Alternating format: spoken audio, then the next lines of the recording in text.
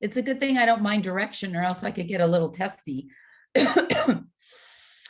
All right, so let's just switch this and let's close our eyes and gather ourselves in this space and in this time and in our circle of exquisite women.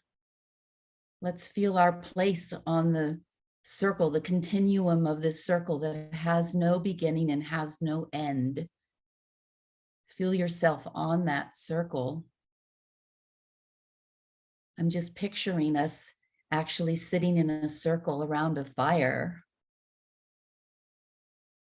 allowing the warmth of the fire to sink into our body and into our soul and into our experience of one another, igniting this beautiful, lovely connection that we have, warming us today to the open hearts and compassion of our sisters on this journey with us, and giving such thanks for the individuals, the tendencies and the proclivities and the essence of each of you that is so uniquely yours, that you're bringing to this circle, that gives our circle such depth and breadth and delight.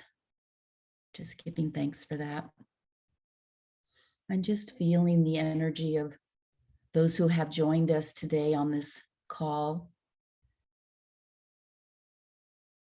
and allowing that circle to increase to all of our sisters in the Sangha. Feeling that circle expand into pulse.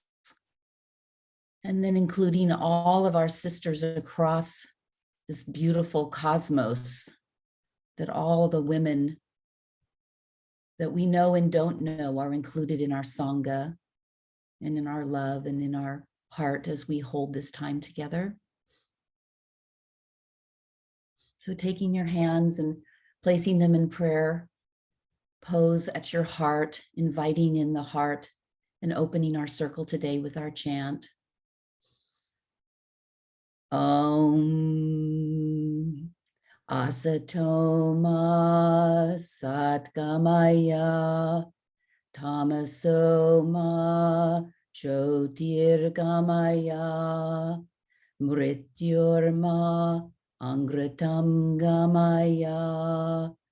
Om Shanti Shanti Shanti. Bowing your head to your hands, taking in that deep breath of our circle. And when you release your hands, just bringing yourself 100% present to our time together.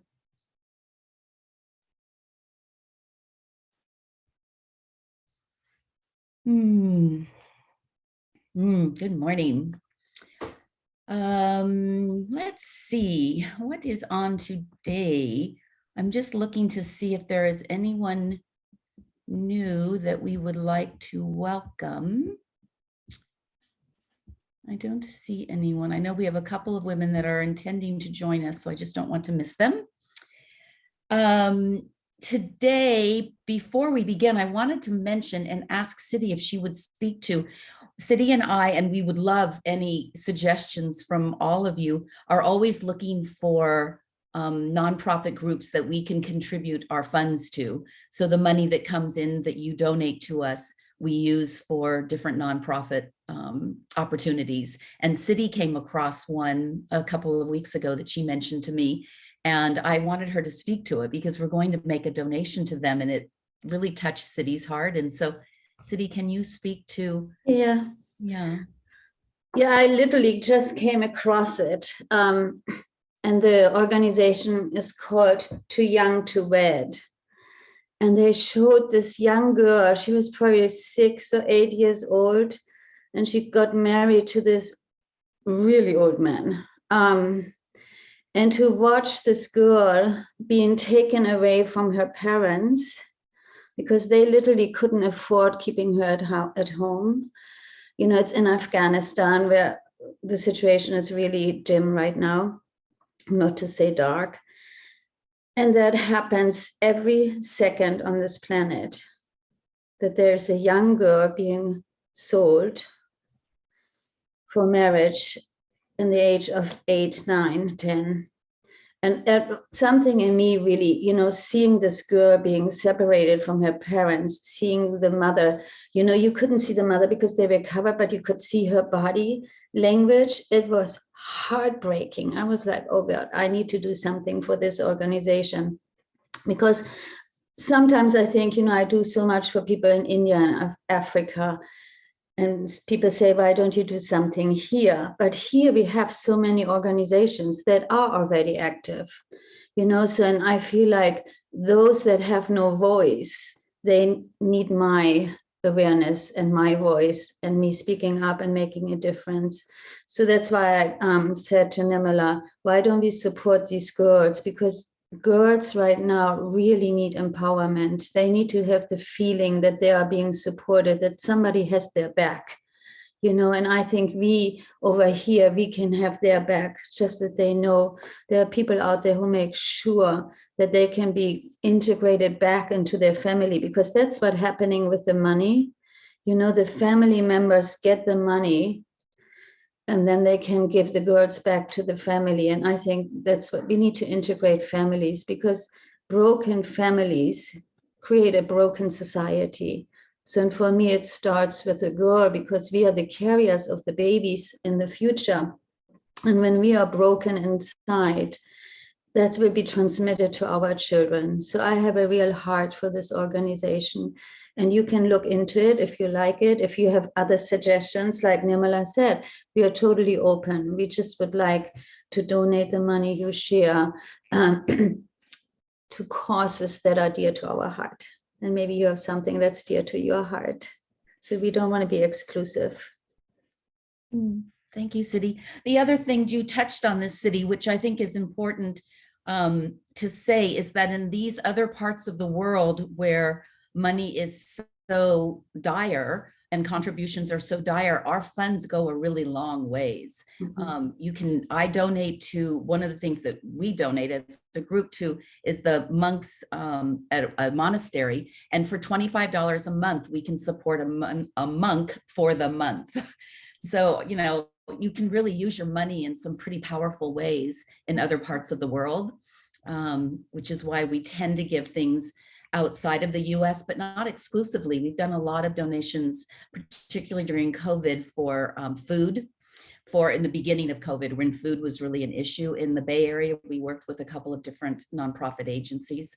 So all of that's on the website if you're interested to which groups we've contributed. And we'd love, as Siddhi said, to have your input.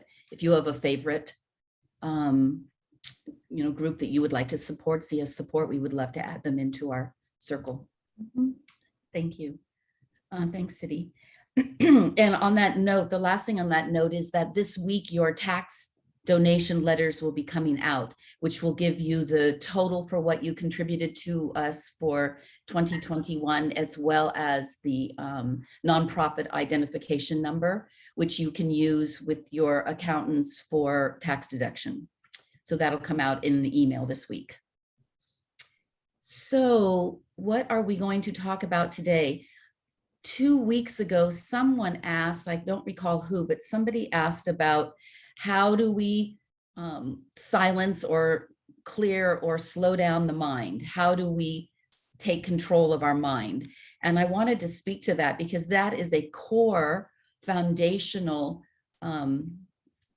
situation, I would say, for everyone on the spirit journey. It is really the one that goes across no matter who you are, where you are, and what your background is, taking our mind's discursiveness and making sure that it's in the right place at the right time and has some quiet silence to it is the whole journey. It's very difficult to journey on the spiritual path without having some control over our busy thoughts. And so I want to talk a little bit today about the mind and meditation, and the mind and mindfulness and what the difference is and how we might incorporate mindfulness as a stepping stone to our meditation practice. So the mind is the most irreverent part of our body. It's stubborn and it's habitual. And our liberation and our, excuse me, our freedom, our joy and our bliss is related to having the silence in our mind. So it is absolutely incumbent upon us to find a way for us to have at least periods of silence. Silence is where the creative nature and essence that we are is able to bubble up. It's hard for it to bubble up in the middle of transient thoughts. And when our mind is jumping around from one category or one thought to another, it's very hard for the cohesiveness of our mind and our knowingness and all of our experiences to come together in a way that we have a really fruitful thought or a thought process that leads us into maybe some sort of decisions about what we might want to do. So silence leads us into that portal. It is the portal for us to have control and to have our creative sense really come forth. And so I hear a lot, people often interchange the word mindfulness and meditation. And I wanted to speak to that for a moment because in my understanding, everybody has a different teaching that comes from whatever they're using as their lens. But in my understanding, originally the concept of mindfulness came through the Buddhist teachings. It's one of the Eightfold Path. So we've talked about this before, but as a reminder, on the Buddhist path, the Noble Eightfold Path includes right view, right intent, right speech, right action, right livelihood, right effort, right mindfulness, and right concentration. So it's actually one of the noted parts of the path, the Eightfold Path. So mindfulness is not a small thing, but it is not considered meditation in the Buddhist way. Right concentration is really what is about meditation. Right mindfulness is an active act, and right mindfulness is a way that we can pull ourselves into a practice or an experience of awareness. So we have spoken a lot to the concept of us being aware in every moment, just aware of your surroundings, aware of how you're reacting to a situation, aware of this, all of your senses, the sense of sight, smell, taste, all of those, that we're in awareness. And when we create this space for awareness, we actually are bringing ourselves into the present moment. So it is a beautiful way of, without spending a lot of time thinking, I need to be present, I need to be present. If you simply become aware of what's around you, what am I feeling? Is there a wind? Is there a scent? Am I feeling the solid ground under me? What barefoot? How am I feeling on the surface that I'm walking? In the Buddhist tradition, many of the teachers that we would follow, like Pema Chodron and Ram Dass and Deepak Chopra, John Kabat-Zinn, the father of mindfulness in our modern age, Jack Kornfield, Thich Nhat Hanh, those are all teachers who teach from the Buddhist lens about mindfulness. And they start to merge mindfulness and meditation together. They start to have, they overlap in a way that starts to be where people are calling meditation mindfulness. And it's, I think, important for us to have a few distinctions about the difference between them. So one of the things that I really love is that mindfulness is, that I've read in the Buddhist tradition, mindfulness is the awareness of something. You're aware of something that's happening around you or in you. And meditation is the awareness of no thing. Meditation is about emptying ourselves out so that the source of creativity and creation can come and pulse through us. So we're out of the way. In mindfulness, we're paying attention to ourselves, of where we are in time and space and what else is happening around us. So those are two, on different ends of the spectrum, ways of bringing us into a centered space. But one of them is really tracking, and one is about losing track. Siddhi, do you want to speak to that in any way? I thought it was great what you said. For me, like alertness, awareness, mindfulness are the key to meditation. And I think that's how I relate to them. And it's so beautiful because, like you said, we are focusing on something with mindfulness. And in meditation, you go from being somebody to being nobody, go from some time into no time, and I think that's the main distinction. In meditation, there's really, like you said, there is no thing, there is nothing. And it requires actually some practice. And I think mindfulness and alertness and awareness is really the practice to getting there. So that we need time to arrive there, because the busyness of our mind really requires the mindfulness and the awareness. Because to reach meditation, to sink into the space of no thing, no mind, requires practice. And I think that's the only thing I want to share right now, because often people give up because their minds are so busy and they think, oh, it doesn't make any sense. Yeah, no, sit through, watch your mind, become the observer of your mind, and just watch these thoughts going by and see what bubbles up, because what will bubble up also needs to be looked at. It's inside of you and it bubbles up. And once you allow it and you can look at it, it can be released. So in the beginning, there might be a lot bubbling up. So be prepared for that. So if you already have a meditation practice, this is not as important to you because you have probably already found and are utilizing the tools which are helping you to silence and slow down the mind. But if you haven't, it can be a much easier entry point to use mindfulness as the way to get in, because you can take mindfulness with you all over everywhere you go throughout your day. It's not a period where you sit on the cushion and actually sit in silence and work with yourself as a practice. Mindfulness is a quality. So we want to bring that quality to our entire life everywhere we go. It's not just during our practice of, our hour in the morning or a half hour in the evening. It should be the way that we walk through our day. And when we practice that more ardently, we're able to then move into sitting on the cushion for the meditation practice more easily. So you can start observing if you have a monkey mind and it is chasing all around. It's interesting to watch when it is activated.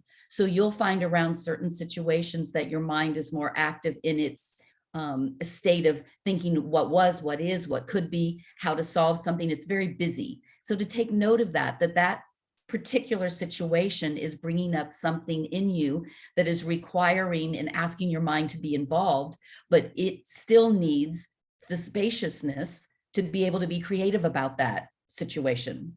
So in order for us to actually address the situation that the mind is concerned about, we have to be able to create a spacious mind space. So this is where we use our mindfulness to bring us back to the present. When you're concentrating on the sights, smells, whatever's happening inside of you and around you, you are less likely to have your mind running off somewhere. It doesn't have the time to do that. It's busy keeping track of the awareness and the observation of what's happening in and around you. So it's really useful to use mindfulness to start the pattern of you taking control of your mind. If you can take control of your mind when it starts to run away like a runaway horse, you can decide, I'm not going there. I'm not reviewing the past. That was whatever happened, that situation. I'm not actually going through that one more time, or I'm not going to go into the future of what maybe could happen, the 18 possible outcomes of this one thing, none of them of which I know. Any of them could happen. I'm not going there. So if I really concentrate on what is happening in and around me, my mind starts to take itself into that present space, which is where we want to be all of the time, because there's spaciousness in that. And as we practice that, then the sitting on the cushion and doing your meditation practice, whatever tools you're using, mantras, mudras, chanting, transcendental meditation, whatever the tools are that you are using, will become much easier to apply to a meditation practice if you have already incorporated the mindfulness of settling, the mindfulness of bringing yourself back to the present. And that is an incredibly productive way to harness monkey mind. So for any of you that are still finding that that is a problem for you, and that when you try to sit and meditate, that the mind goes everywhere, don't force it. Take yourself back into mindfulness and allow the mindfulness, then sit on the cushion and notice how your body feels on the surface that you're sitting, what's happening in your posture. Smell what scents. Have you lit incense or is there a candle going on? Take your mind to what is happening in the surroundings around you and allow yourself to settle into that space rather than fight the notion that I can't get to no thing because there's too much thing happening in my head. Practice allowing yourself to be with thought, but about the present, and see where that takes you this week. Because I think for those, and not even just for those who don't have a regular meditation practice, sometimes those of us who do have a regular meditation practice find that for whatever reason, that particular sitting is really challenging. And we can utilize mindfulness just to settle us and to take advantage of the time we're sitting without having to fight ourselves about, I can't meditate, I'm too antsy, I'm too agitated, I'm too worried, I'm too whatever. Take yourself into mindfulness and use that time to be mindful on the cushion so that you have a practice of being in the present moment.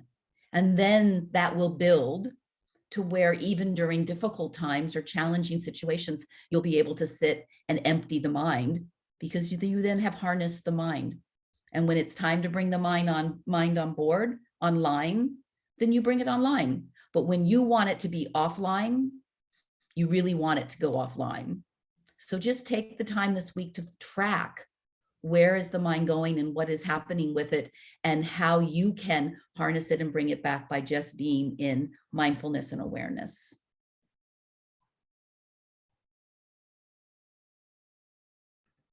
Thank you, Nirmala.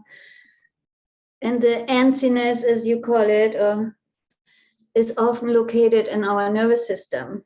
Yeah, so the body is antsy. For some people, it's just simply hard to sit. So that's why I always recommend before you do a meditation and you want to sit down, move your body. Because if your body is not prepared to sit, all the incompletes in your body will come to the surface the moment you sit down. Yeah, so exhaust yourself a little bit physically so that you're glad that you can finally sit down. It makes a big difference, honestly. You know, and for some it's jogging, you know, you can do dancing or shaking, whatever it is, but just get that energy out so that you can come in. That's what I would suggest. So let's start our movement for this morning. And I thought, you know, what we will do this morning is actually a little Kriya from the Kundalini tradition. And it's for a woman, it's just for women. So I thought, oh, how practical here. It's for a calm and open heart center. And I like, it's very short. And then afterwards, we truly just sit. Yeah. So in the beginning, I want you to bring the thumb on both hands below your pinky, yeah, on the pad there. Then you make a fist. You wrap your fingers around and you just rotate as fast as you can in front of your torso. You close your eyes. Your breath becomes, you know, you regulate your breath the way you need it. And you just stimulate your heart center, the aura around it.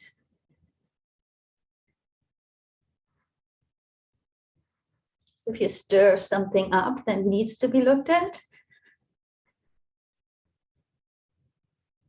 and also, and I share something because I work with a client, and yesterday, you know, she's 87 years old, and yesterday something showed up for her, but she has never communicated in all her life, and that happened to her when she was 3 years old. So that incident bubbled in her life the entire time. It made her do things habitually to make herself feel safe.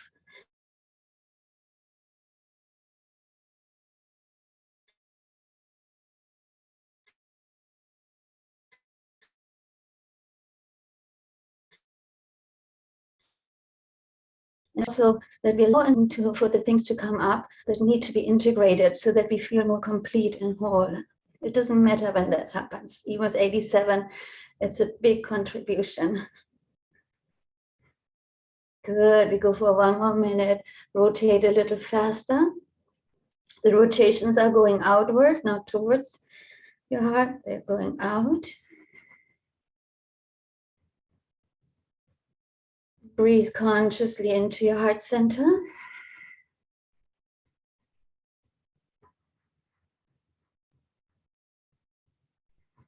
And out of it.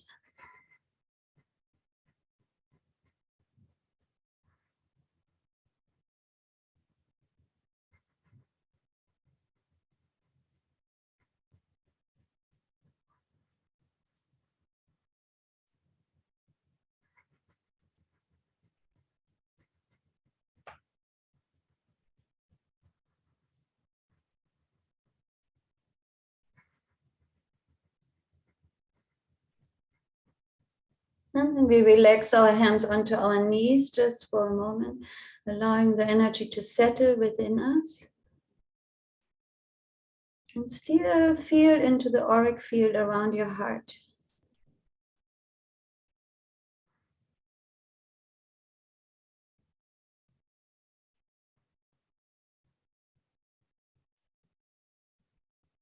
Now we bring our hands back into the same posture, into a fist, arms going forward. We're just moving our arms up and down. Your breath will be now more rapid. The arms are straight in front of you, stretched out. And then you just move your arms up and down. So the arms are parallel in front of you, moving up and down, yeah. And preferable, your eyes are closed.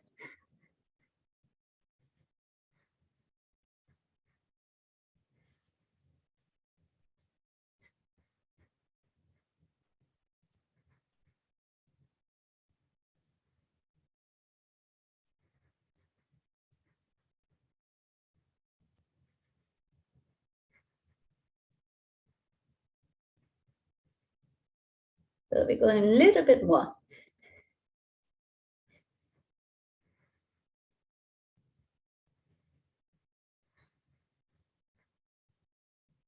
Especially in this time, as you mentioned in the check-in, with the contraction of the variants and COVID and all there is, it's really crucial that we keep our heart open, because a lot of people around us might go into interesting reactions and behaviors. Yeah, so, but we have the tools and the possibility to stay open-hearted. Good, and relax your hands back onto your knees, palms facing upward, eyes are closed. Deep breath, inhale nose, exhale, open mouth.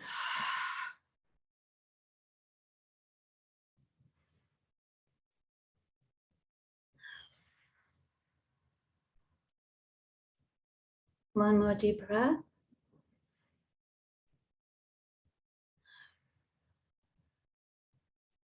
And then we open our eyes, we bring our arms up in front, parallel to the floor, and from parallel you bring them up so that your hands are at the level of your forehead, palms facing down, fingers are stretched forward. That's your inhale. On the exhale, you make a fist. Inhale, exhale, and you just move your fingers. So we're stimulating all the meridians except the lung meridian, but all the others right now. Inhale, exhale, inhale, exhale.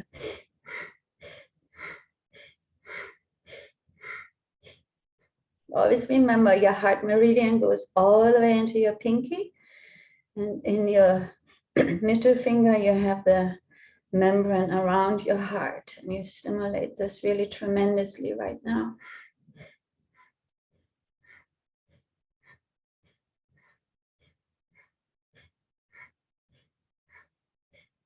A lot of people around us are feeling unsafe right now. They are more irritated and agitated. It's a good time to strengthen the compassionate and the patient and the loving, understanding heart within us.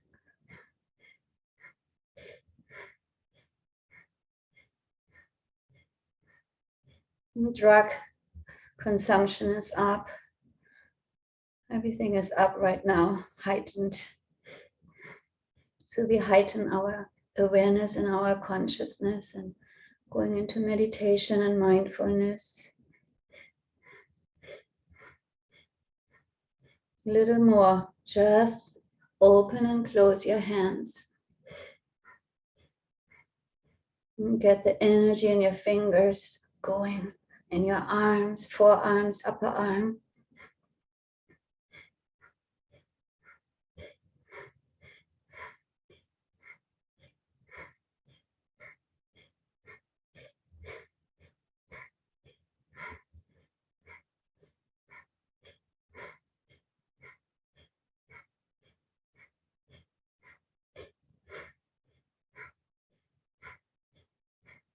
Good, inhale. And then on the exhalation, relax your hands back onto your knees, palms facing upwards, eyes stay closed. Feel into the energy of your hands right now.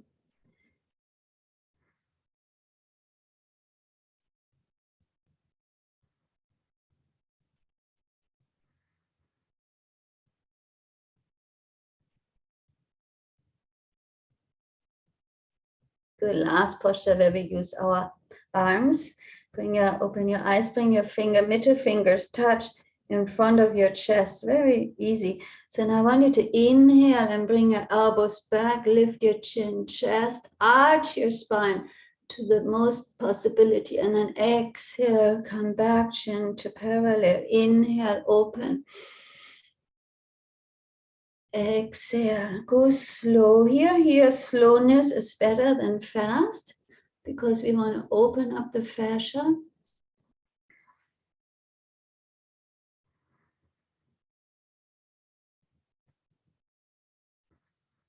Bring your shoulder blades together in the back.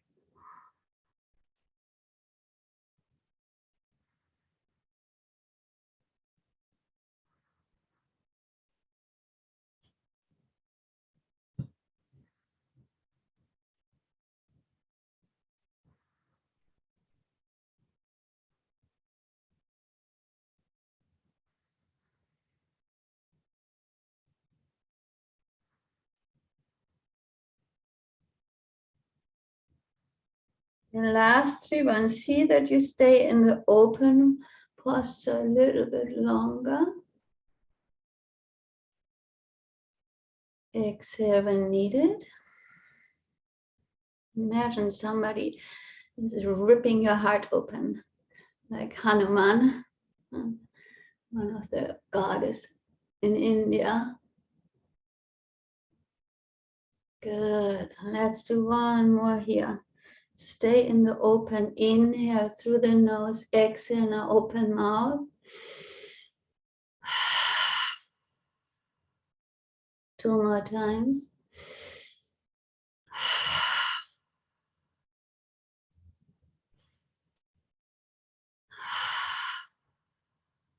Slowly come into your spine being erect. Left hand on top of your chest. Right hand on top of your left hand. And we all want to go into the sound, the humming sound, like And you hum as much as you can, because humming will really stimulate your heart center. You inhale deeply and you hum away this morning.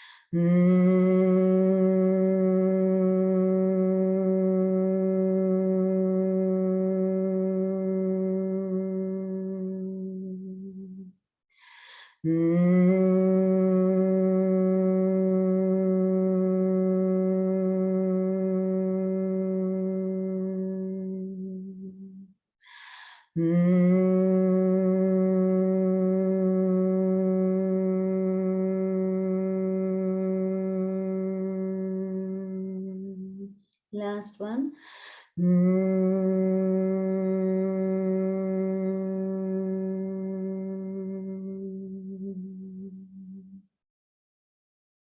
Take a deep breath.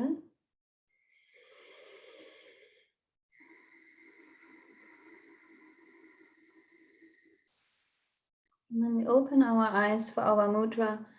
So I want you to bring the knuckles together on your hand. Then the tip of your thumbs touch. And this mudra just points towards your heart. And we sit in this posture with long, deep breathing.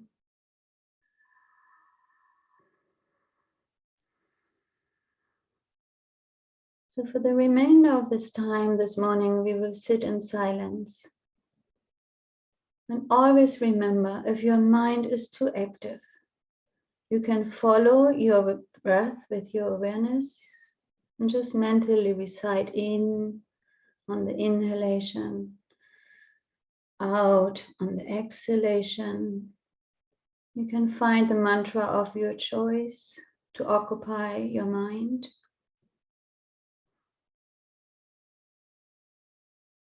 Some use aham prema or soham or satnam, whatever it is for you that allows you to go a little bit deeper within yourself to the place of no mind ultimately.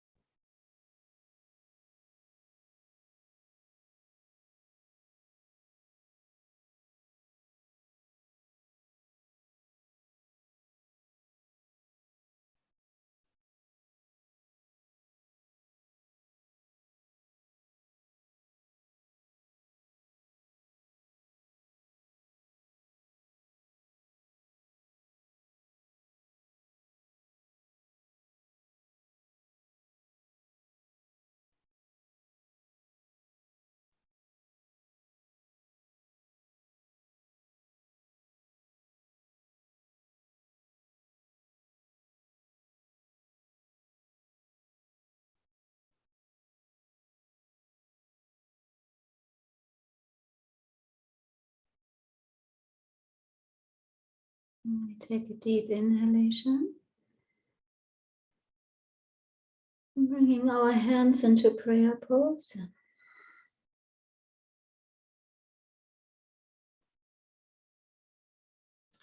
For those that recited the mantra, please let it go now. Release it. And just be with your breath.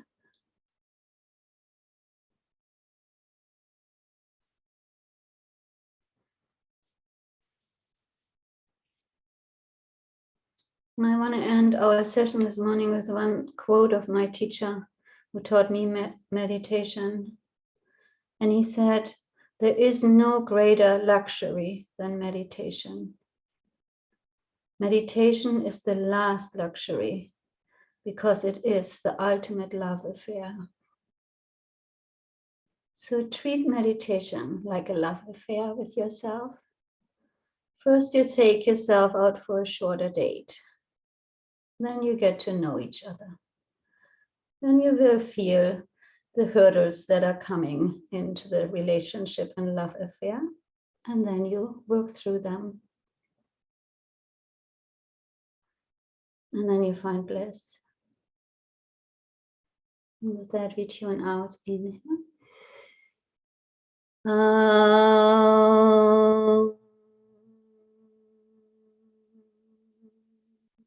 Shanti, Shanti,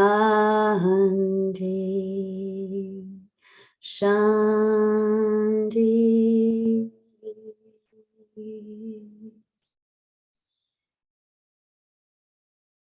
Thank you for joining. City, I see that Karen and Fern have their hand raised, and I don't know if they are wanting to make a comment or have a question, or if they're simply waving to us. Karen or Fern, do you need something, or you just want to wave? Just waving. Okay, just making sure. Have a beautiful week. May you be mindful in every moment.